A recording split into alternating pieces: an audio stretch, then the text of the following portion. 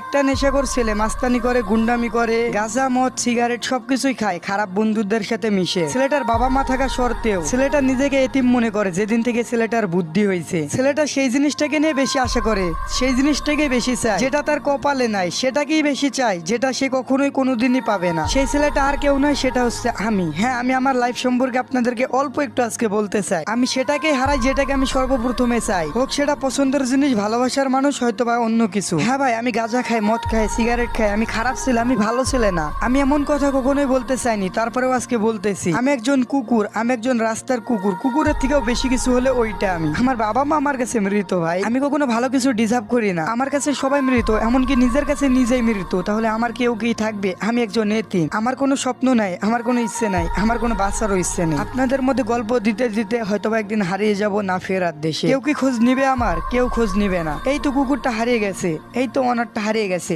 শান্তি পেলাম এবার। আমারও একজন ভালোবাসার মানুষ ছিল যে আমাকে নিজে সবটা দিয়ে ভালোবাসতো, আমাকে নিজের জীবনের থেকে বেশি ভালোবাসতো, কিন্তু আমি তাকে বুঝিনি।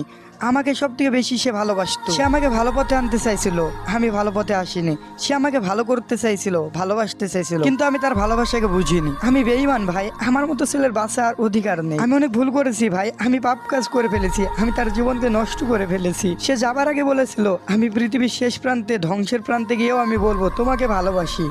আমি তাকে বুঝতে পারিনি, আমি ব্যর্থ, আমি সব জায়গায় ব্যর্থ, ভালোবাসার দিক দিয়ে, জীবনের দিক দিয়ে, সব জায়গা থেকে। আমি তাকে শেষের কষ্টটা অনেক বেশি দিয়ে ফেলি, তার জন্য হয়তো বা সে আজকে চুপ হয়ে গেছে। তাকে একটা কথাই বলতে চাই, তুমি হয়তো আমার মৃত্যু কামনা কখনোই করো না, কিন্তু কখনো যদি তুমি জানতে পাও আমি মারা গেছি, তাহলে বলবা ইন্না নিল্লাহি ও নিল্লাহি রাজিউন। পাগলটা আজকে পৃথিবী ছেড়ে চলেই গেল। আমি যোগ্য হয়ে উঠতে পারি নাই, কিন্তু কখনো আমি তার ক্ষতিও চাই না ভাই। আমি বেঁচে থাকার আগ পর্যন্ত একটা দোয়াই করব, তার জীবনে পারফেক্ট মানুষ আসুক। আমি তাকে কখনোই ভালোবাসা দিতে পারি নাই, আমি কখনো তাকে আগলে রাখতে পারি নাই, তবে আমি চাই তার জীবনে ভালোবাসা দিক কেউ তাকে আমার থেকেও বেশি আগলে রাখুক। আর আমি তো তাকে কখনো আগলে রাখতে পারি না। আর কুকুরদের জন্য ভালোবাসা হয় না, কুকুররা কখনো ভালোবাসতে পারে না। কুকুররা সবসময় বেইমানি হয়, কারোর বাড়িতে গিয়ে খেয়েও তার সাথে বেইমানি করে। ঠিক তেমন আমি, যে আমাকে নিজের জীবনের থেকে বেশি ভালোবাসলো তার সাথে বেইমানি করলাম। আমি এতটা খারাপ, আমি নিজের বাসাটাও ছেড়ে দেবো আজকের পরে।